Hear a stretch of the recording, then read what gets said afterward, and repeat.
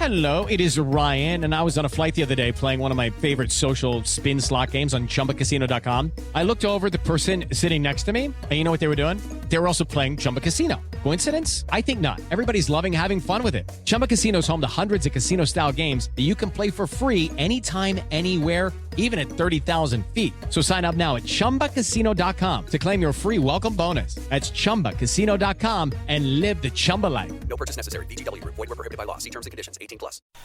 Welcome to Music Connects People, the podcast about the music and the musicians that bring people together. I'm your host, Thom Jennings, and this week we have a very special show with two people who helped bring an entire community together with an internet-based radio show. Doug and Mel are the co-hosts of Rundgren Radio, a show dedicated to the music of Todd Rundgren. Doug and Mel have interviewed an impressive collection of the musicians Todd worked with over the years, as well as interviewing Todd himself on multiple occasions. They've also produced live shows by Todd and others, and thrown some massive fan parties that bring Rundgren fans from all over the world together. On today's show, they will be the interviewees, and they'll discuss the origins of the Rundgren Radio show and more. Now, if you want further information, you can find it at rundgrenradio.com, and while you're there, don't forget to sign up for their mailing list. If you like today's show, please consider rating it on iTunes and sharing it on social media.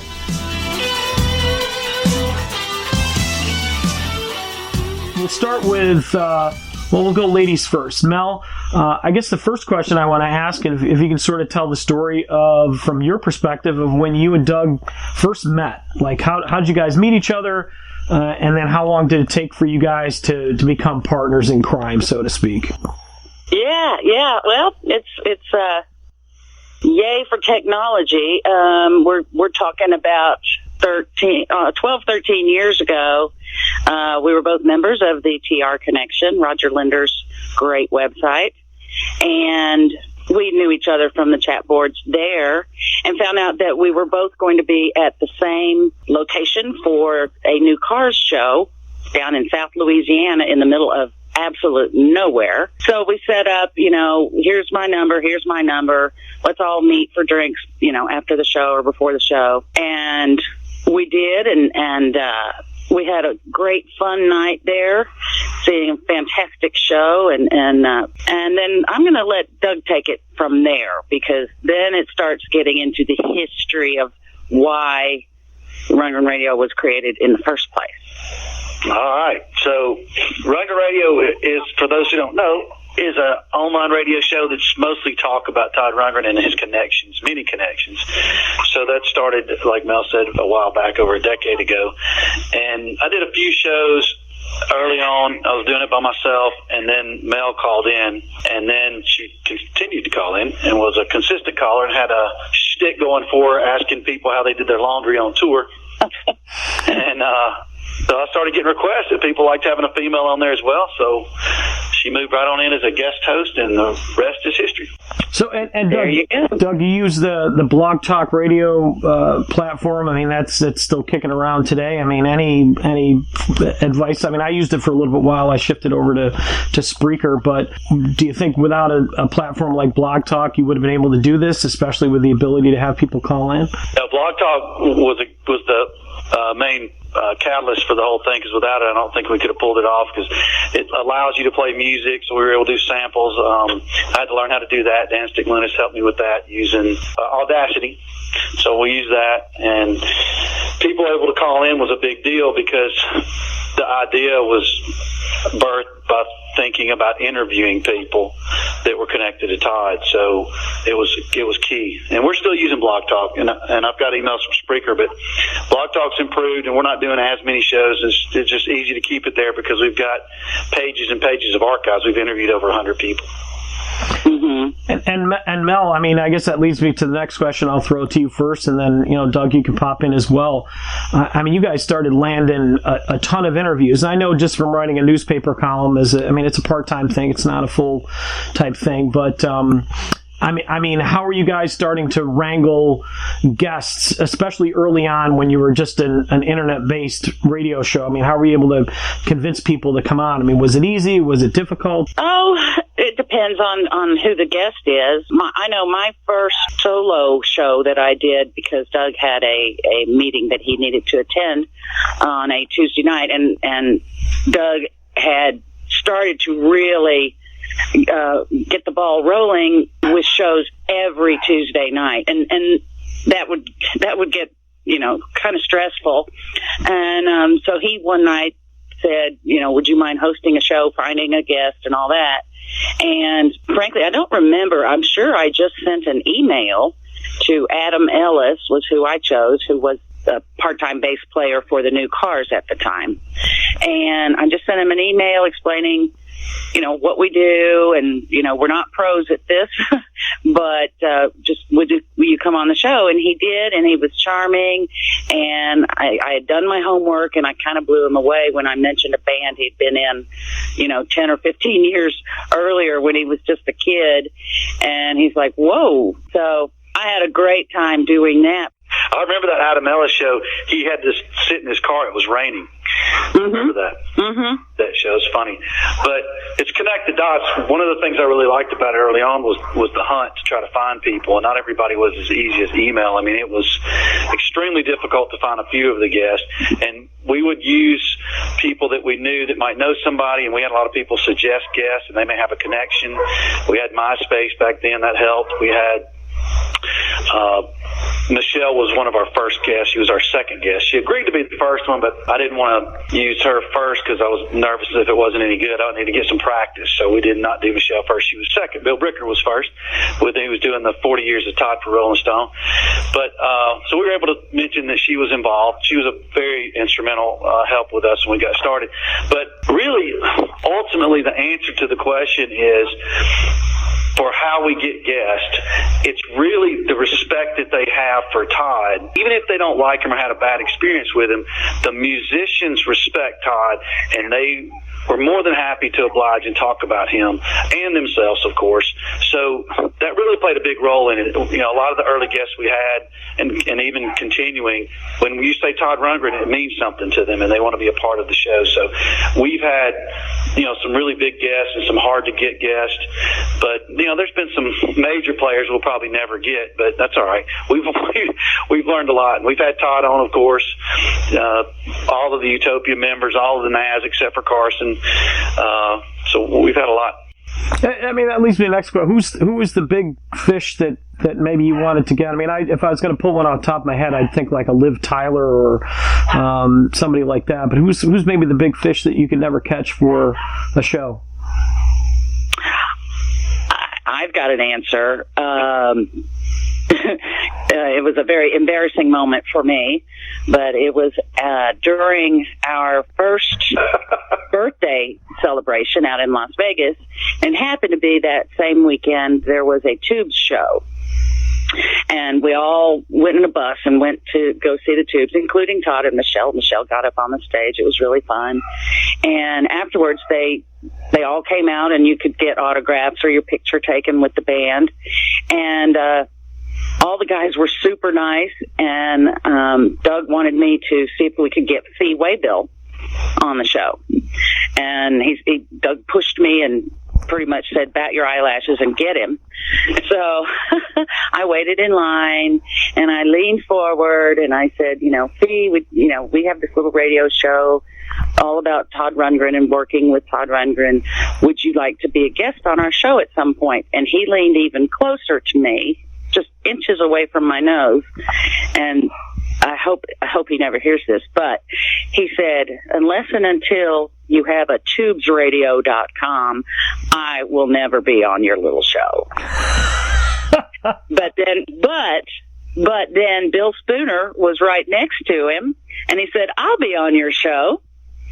Yeah, Faye said a little bit more about it. He wasn't pleased with the Todd experience, as everybody knows. So he had a few other words, but yeah, that was a funny one. But I don't know. I mean, Daryl Hall would be nice. Obviously, would have been a big one and a good one. We had John Oates. He was fantastic.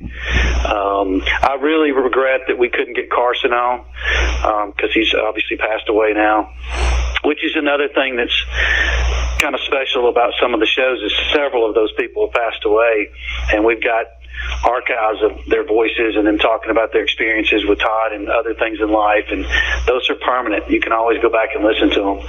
So I can't think of any other, like somebody we were just absolutely freaking out about having, but there's still a long list of people we would love to get. It just, some of them are just too big. Meatloaf, people like that would be great, but we never really pursued that too much. We put forth a little bit of an effort, but we knew that might be over the top. Yeah, I'll tell you, those Moogie Klingman shows, just incredible stuff. And that kind of leads me into, I'd like to get into a more meat and potatoes beginnings of when you guys started doing shows. But I know you didn't put on the shows at the Highline Ballroom, but certainly Rundgren Radio was instrumental in getting Moogie Klingman back with Todd. And I know you've told the story before, Doug, about, but if you wouldn't mind telling the time that Moogie and Todd hooked up together in New York City and then eventually decided on doing those reunion shows. Sure. I don't know that I have told it on the radio for several reasons, but what happened was Moogie was at a Todd show at the Iridium for the Les Paul tribute show, and that's when I got to meet Moogie face to face and get a picture with him and all that good stuff. We'd have him on the show many times, and he had cancer, and it was clear that he had cancer at the time, and he really wanted to get with Todd because he was trying to get Todd to reunite with him. So he wanted me to introduce him or take him back there to meet Todd, and I knew there was they had a, I don't know, what do you want to call it, a relationship that was strained at the time. So I felt uncomfortable doing it. But I did tell him how he could get back there. So he was able to get backstage and meet with Todd, and Todd shockingly agreed to do the show.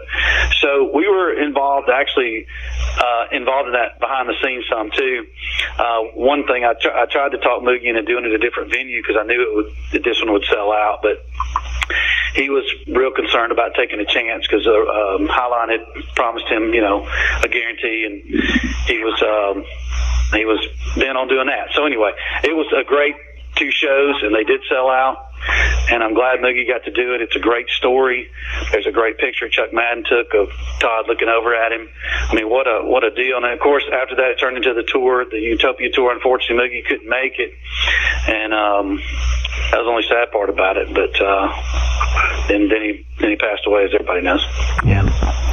Well, let's, I'm not sure who wants to field the question of when you decided to branch out from just being a blog talk radio-based show to putting on these massive fan events. And we talked about it a little before we went on the air, but those have been very, very important shows to me and to a lot of people. And again, with keeping with the theme of the show, music connects people.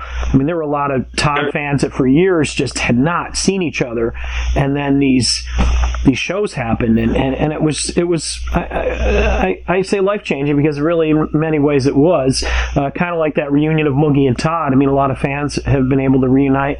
When did you decide to do that, and what were some of the?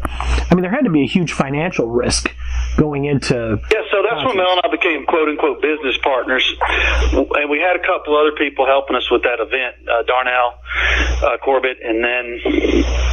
You're talking about Vegas, right? Vegas. So our first party with Vegas, that was our first one with Todd. So let me back up. Actually, we did a show with Chasm first, and it ended up being a DVD show. Doug Kennedy participated. Jesse Grass were on stage with him, and we had a kid that we really liked a lot that had a very familiar sounded a lot like Todd and was going in that direction, actually, Alec Razor. So we did that in Georgia, and we didn't have a clue. It was a small show, but luckily Grady Moses saved the day, which he also did in Vegas because he's the sound guy. And Dave Knife, another fan, and Kerry Knife, who at the time was running Chasm's merch, I believe, they got in on it with us as well. And we somehow pulled it off. We sold out, and it was a small crowd, but it was meant to be. And somehow we got through it without anybody making any noise and got a good DVD out of it. Dave did a great job and edited it and everything, and Grady helped out. So that was it. But as far as I think the main thing, what you're looking for as far as how we started connecting people, and in my opinion and estimation on this thing, was Vegas, our first Todd gig. And I would love to take full credit that we invented that concept, but ultimately what happened was Todd stock. And everybody was doing the Todd fans MySpace TRC, but had not ever met each other, a lot of people. So several hundred people went to Todd stock. And it was so unique, and people liked each other so much and enjoyed each other's company that they were eager to get back together. So 6 months later, about what it was, maybe less than that. No, it was about 3. 3 months later, you're right. So, that was August. Yeah, it wasn't but 2 or 3 months later. I was at a Todd concert in Houston, and Steve Hartstein started bringing up. He had a good connection with Todd. He thought he could pull it off us doing a private concert, and he helped us out, and we were able to pull that off. So Steve and Darnell and Mel and I think that was it, Mel. We worked on it, and then Grady saved the day because we had to get sound equipment. We had to find a venue in Vegas, and we ended up getting 100 people. And everybody, it was expensive because it was just a small group, but it was pretty wild. It was pretty fun. It was a really good party. But the basis of it was people wanting to connect and get together because of the music and because of Todd. But it was more than that. And it has become bigger than that. But the key thing is everybody's a Todd fan. Everybody appreciates Todd's music. Ultimately, the key is the Todd factor. You got to have that. You had to have Todd stock. You had to have social media and things like that for everybody to get together. But when I went to Todd stock, I was amazed at how many people had never met each other that were very active online.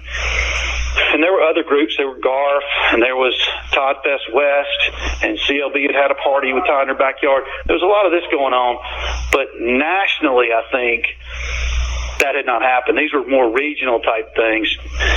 The Garf maybe not, but it probably was mostly East Coaster, I'd guess, because it was near Philly, I think, when they met with Ruth. But there's always these pockets of fans that go to concerts in New York or Philadelphia or Ohio or whatever. What is get people to come from all over the place and really all over the world, ultimately, when we started doing bigger things. So I'm sure we'll get to that at some point. Yeah, I guess was the one after Vegas, was that Wizard of True Star? I mean, that was the first Rundgren Radio event. I wasn't able to go make it to Todd stock, and I didn't make it to Vegas. We actually did a New Year's Eve gig in Philly, which was another semi-private, we called it, which was another really special show. We had not got involved with Todd's business end at that point. We were working through Michelle mainly, and we had a wedding. 2 fans got married there that had been married but were unaware that it wasn't legal for some reason. I don't remember the backstory, but decided to get legally married together with other fans. Prairie and Chasm participate in it. And if you think about that story for a minute, that's really out there, because where else would you hear of something like that where music fans got together and threw a wedding for 2 of the fans? Yeah. And early on in this wasn't like some of us knew them for 10, 20 years. Some of these people were brand new to us. So several of the fans put this together. It was really fun, and some great memories from that. And what a party! The AWATS was when it really got big. That's when we did our first official, going through the right channels, large event. AWATS being a Wizard of True Star album live, and that was in Akron, Ohio, to start it. In 2009. Yeah, to this day, the most I've ever paid for a concert ticket, $250 for a front row center in Akron, and it was worth every penny of it. Absolutely, I think it was more than that, though. That was really a wild situation, because we still didn't really know a ton about what we were doing, and we had no idea how many people would show up. So we were charging a pretty penny because we were worried it would just be the clique or the cult or whatever you want to call it, just the hardcore fans. So we priced it accordingly, and then miraculously we sold that thing out. And we got ahead on it because of that, and we took that money and decided to throw a free party, which was not cheap, but was worth every penny, because we hadn't gone into it intending to make any money. So we said, let's take some of this money and let's put it into a party. And we had several hundred people. I think it was over 400 people. And I'll quit hogging and let Mel talk some about it. But the one thing I remember the most about that party, and I think applies to this program you have here is that people would come up to me. I know they did this to Mel as well, and they would thank us and say they're having fun. But the main message where they were telling us is, we have never been able to get together with so many fans that are like-minded and love Todd Rundgren, because as all Rundgren fans know, for the most part, he's not as big as he should be, but the people that like him really like him. They love Todd Rundgren. So there were people that had never got together with this kind of party and this kind of crowd. And I think at that point we just knew we had a winning program. We had people doing unique things. We had Cindy Mills made a map, an international field map, because we had people coming from all over the world. We had Japan, Scotland, England. I mean, it was a big, big deal for Todd to do that album. And the party was a game changer for us because people really appreciated being able to get together, not just go to a concert, not just go to dinner together, but party together with hundreds of Todd fans. Mm-hmm. And it was really a group effort because Doug and I didn't really know what we were doing. And here we had this ballroom that we arranged through the hotel for this party, and we asked for fans to help. And, we had Dr. Tunes. He brought in all of this sound equipment, DJ type stuff and videos, and then he would take pictures of the people in the crowd and then flash them up on the screen during the night. We had people designing, what are they called? Table centerpieces for all these big round tables. We had 20 of those or whatever. Well, what are you going to decorate with? And so each fan would choose a song from that album and then design very, very creative artwork for the table decorations. So not really realizing what we were doing at the time, but that is kind of how we got people involved.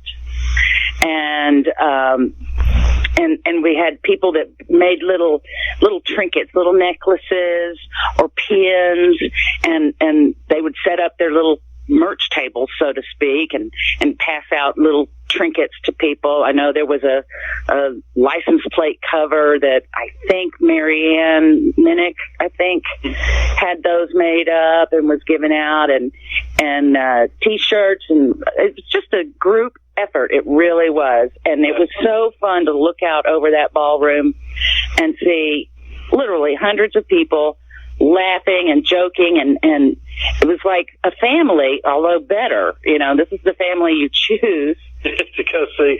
Yeah, and one of the things that I really liked about it is some fans would step up, but we had some that wanted to videotape it and stream it, and we were able to do that. And there's interviews with Rebop when he was younger.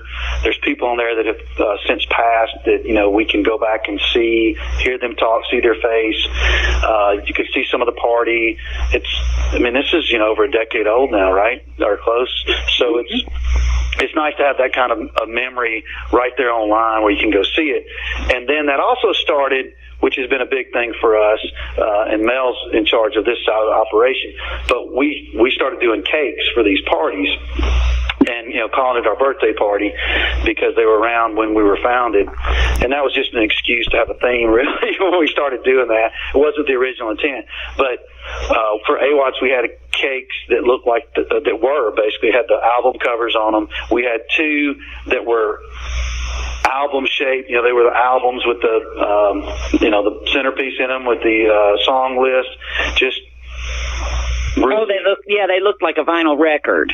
Mm-hmm. We did those actually in Vegas too. We had the guitar pick, was still one of my favorites, and we had one with the Arena album on it. That's when it was released. So cakes have become a big part of it too. We always talk about that when we do it. But it really started a fun experience, and we ended up doing another Labor Day show and a few others in Akron, and they've always been big hits. Yeah, I was going to ask about the cake because I know that's just been a huge part of the ceremony, and something I don't know. It's almost like the big reveal when the cake shows up. And it's interesting to hear that first story, because Mel's always associated with the cake. In fact, my dogs must love it. If I don't even hear them barking in the background. The ones that's allowed. Mel is creative. I mean, we've had some really very unique cakes. Some have been better than others, but overall, we've had some spectacular cakes. I mean, the one of the Akron Civic still blows me away how great it was. That one was good with the marquee and that one was one of my favorites. Although I have since learned we don't need to use black icing because it turns everyone's teeth black. But it's still one of my favorites. Another one was when we did one of the orchestra shows, and I don't remember if it was in Rockford or if it was the one in Akron, but it was a cello cake. It was a life-sized cello cake. And it was very realistic. It was beautiful. And I have to thank all the wonderful bakeries that we've used. And usually those come from referrals from fans, especially if we're doing it in a town we've never been in, such as Rockford, Illinois. And they'll refer us to a really good bakery. And it's all done by telephone and sketches. And every bakery has really, they have a lot of fun making these cakes, and they usually taste really good, is what I've been told. And it's just that, again, another group effort, because I'm no artist, but I have something in my head, and I'll describe it to some cake baker miles away, and then they deliver in many ways. Yes. Yep. So that's a lot of the things we've done, we've had to help, and we kind of look at Rundgren Radio as not just Doug and Mel, it's a group. Bill Bricker came up with our logo, and we try to do that on a cake at our birthday parties. I think we've done it every time, but we may get away from that. It's not really it's just gotten so much bigger. It's not really about Rundgren Radio. It's about fans getting together and throwing a big party. So that's kind of the theme. That's what people know and recognize, and they want to go to it when we do it. So we're going to keep doing those and, continue to do some crazy stuff with them. We always try to do something unique. For example, as you know, last year we did a GoFundMe and got enough money to restore Maurice, which was the Sphinx from the Raw tour that Utopia did in the 70s. And, man, it looked good. And the fan bands got to play in front of it. Most everybody got pictures with it. Chasm and Willie came by and got to see it and get pictures with it. Some other banners and stuff that Bill had made, Bill Bricker had made, stand-ups and that type of thing. And we haven't even gotten to the fan band thing yet, but that became part of this too. I think mainly after the camps that Todd did, he had some music camps, and we discovered there were some good musicians, and then we had, actually, you know what, that's not true. That helped us with the fan band. But the tribute band started when Gary Backstrom and John Pohida started doing shows in Boston. Gary started the first one, Road to Utopia Band. And we went to Boston for a tour and had both of them play. And it just was a blast. And they've been part of our many of our parties, and then Secret Society started another fan band, and they've been in our last 3 parties, and we've got some new ones we're going to debut at our next party. And so we brought in a whole new element for that, of musicians that might not have been participating in the Todd world of the parties, but when they got hold of that, they started coming around and they started seeing how much fun it was, and they've become a part of the family as well. So I just guess one story again. I mean, we're about 35 minutes, so probably just a couple more questions. But and we should probably do this again, maybe in another 3 months. I think there's still a lot of stuff we haven't touched on. But one of the moments that I remember the most as far as connecting people and some emotion was Eddie Zine, who recently passed away, when you were able to somehow get him connected up with the orchestra shows.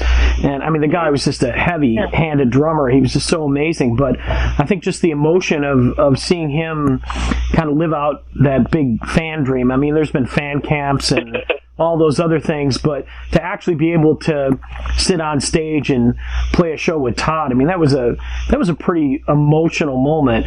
And I think you guys, if I remember correctly, you were both instrumental in hooking up Eddie with the orchestra show. Didn't that happen through fan connections? Yes, he was actually got to play 2 nights with the orchestra, and then we brought him back for the 2 nights of the, I guess that was early on, the Unpredictable shows when we did the 2 at the Agora. So, in Cleveland. But when we do the orchestra shows, they don't really have, rock pop drummers. So they said, we could pick one. And at the time, we needed one that was affordable. And Eddie had been talking to us, I think, and he was way willing to do it, get the drums and everything, because he had a relationship with, I think, Pearl. And it was definitely a great moment for him, and the fans loved it. And those were some really good orchestra shows. That Rockford Symphony Orchestra was fantastic, and a great venue. That was 2 great nights. That was the first time we had done it in the United States. And I remember it was important that whoever we hired to be the drummer had to be able to read charts. And apparently not many drummers do. But Eddie was like, "Oh, I can do it. I can do it." And he sure did. And it showed on his face. He smiled the whole time. Yep.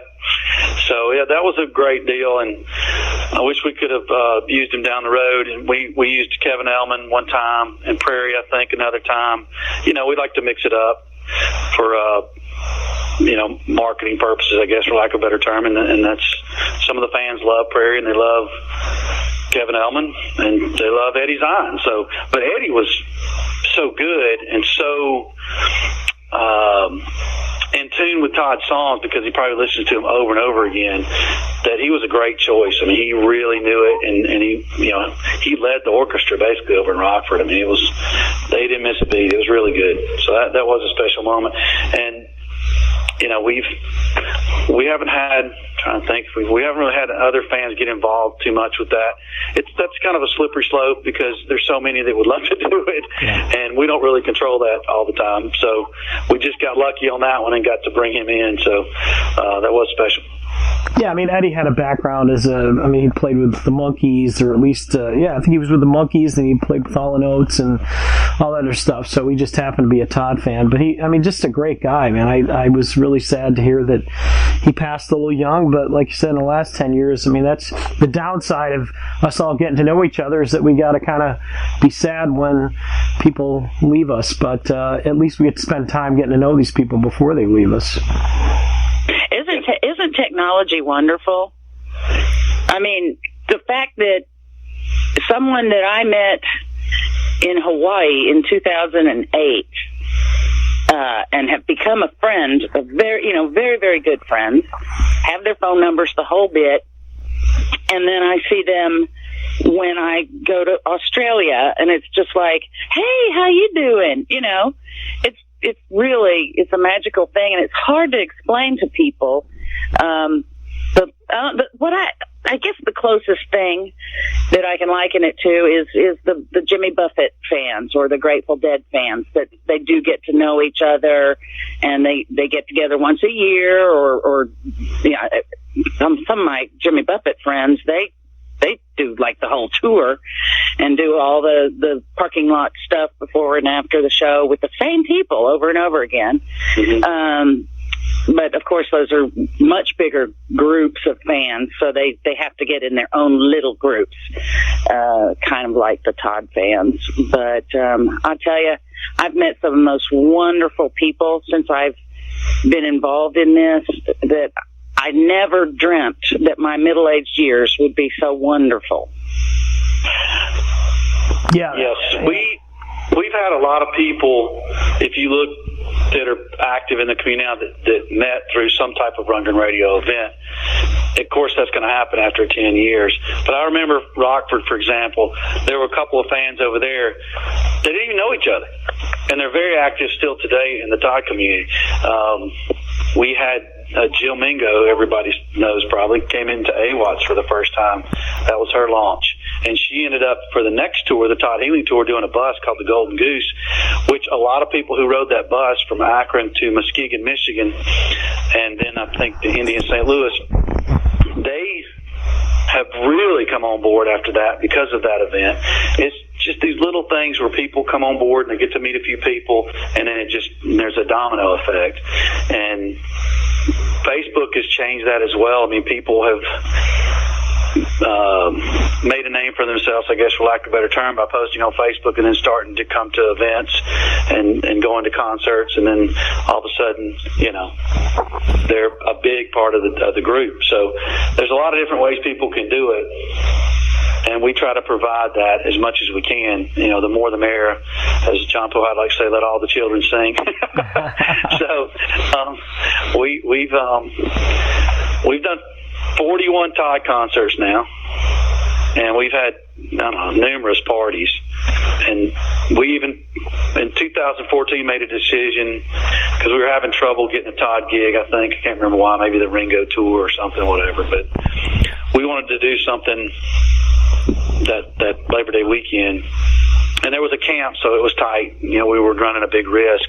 But we were able to get people to come to that event despite there not being a Todd gig. And we had Chasm and Brent Bourgeois.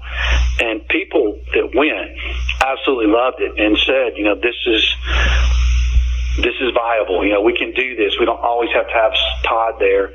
I mean, again, I'm not saying anything negative about Todd. He's the central theme. He's the reason we're there. The music. But we're celebrating the music ultimately. And at those parties, when you have tribute bands or people that are associated with Todd, like Brent Bourgeois and Chasm Sultan, you're still celebrating the music of Utopia and Todd Rundgren. And so we did that again in 2016, I think it was. We went to Boston and did another one, and it went over very well. We had several guests: Bobby Strickland, Stookie, and Tony, which is another situation of bringing somebody back into the fold for a while. One of my favorite stories is going back to our guest. Was Frog Labatt. We had him.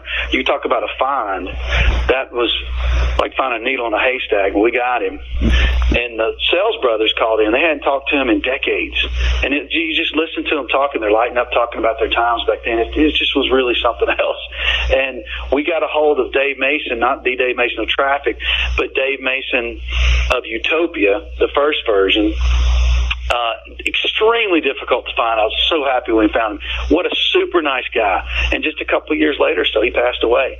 But we got documentation of him that no books have, no nothing. We got it on a show for an hour or so.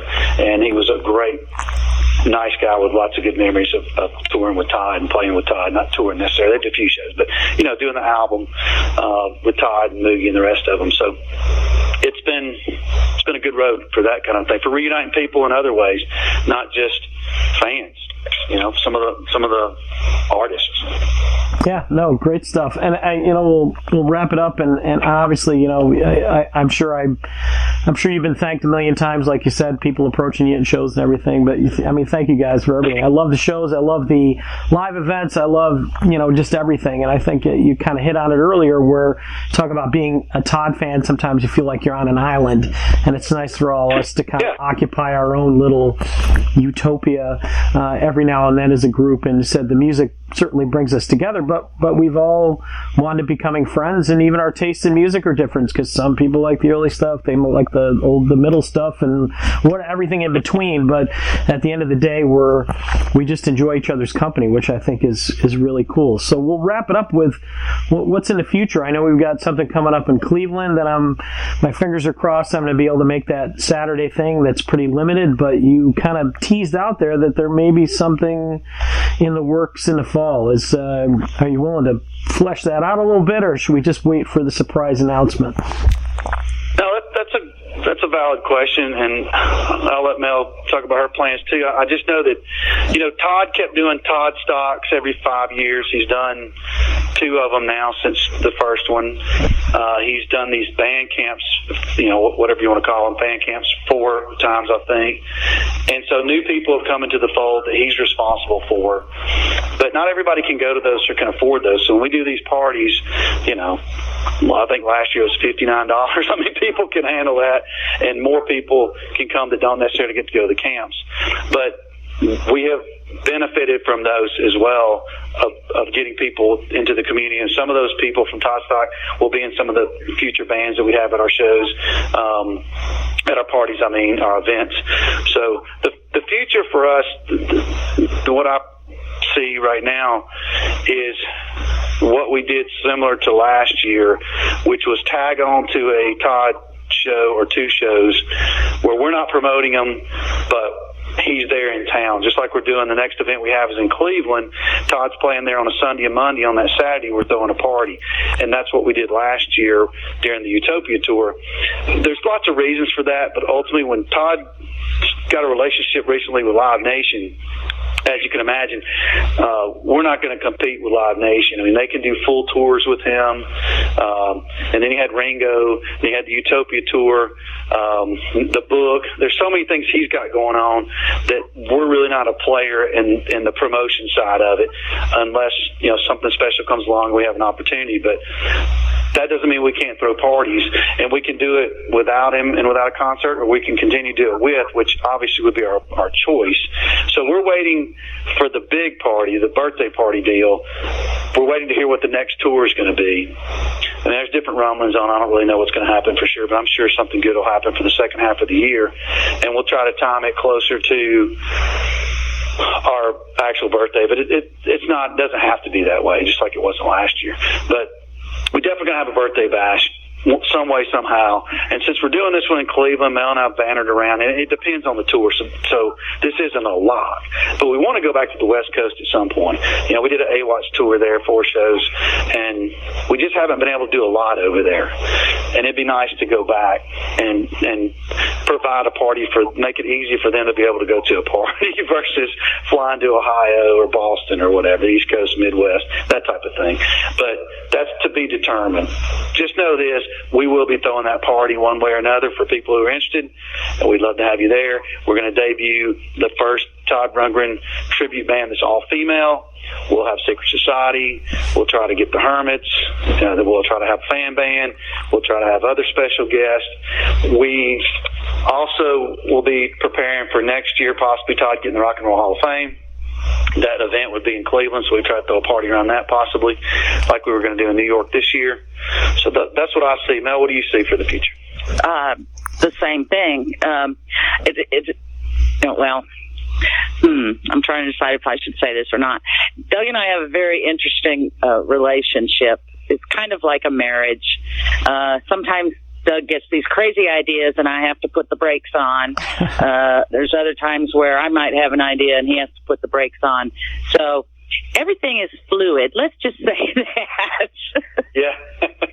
But I know that I enjoy those parties maybe more than anybody else does, because they're just so fun to plan. And so I'm hoping that we get to plan something really special for Labor Day weekend or somewhere near there, and that it is west of the Mississippi River.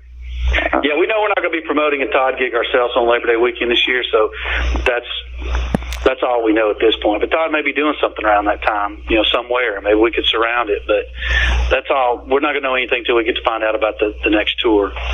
So that's what we'll wait on. But that's true what Mel says. Sometimes we have to sit back and really think through some things. We get crazy ideas. And I got to give credit. Jamie Van Wert and Tim Longfellow came up with this idea for this upcoming party. They were talking about doing it in Akron, and I immediately thought, why? We got Dante's, which they did not go to last year, but a lot of us did for an impromptu jam session. It was a great, cool venue in Cleveland. It's 2.3 miles from the venue Todd will be performing in.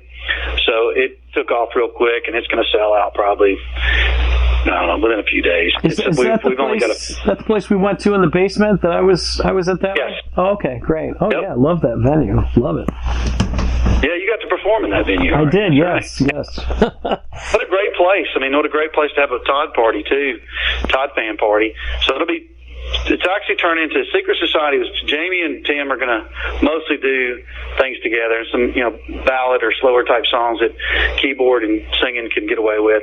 But there's going to be some guest appearances by guitarists, and some of the secret society guys, Bruce and Dan, will do a few songs too with them.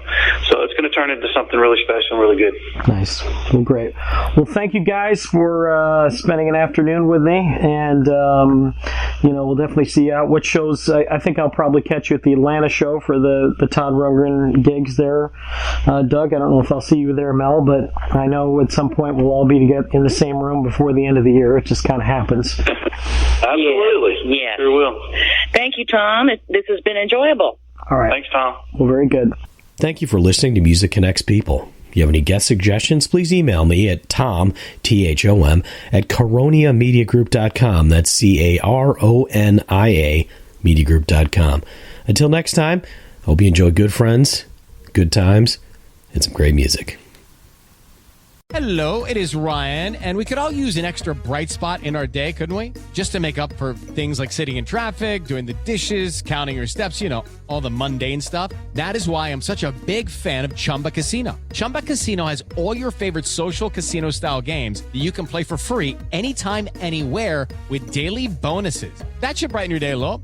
Actually, a lot. So sign up now at ChumbaCasino.com. That's ChumbaCasino.com. No purchase necessary. VGW Group. Void where prohibited by law. See terms and conditions. 18+.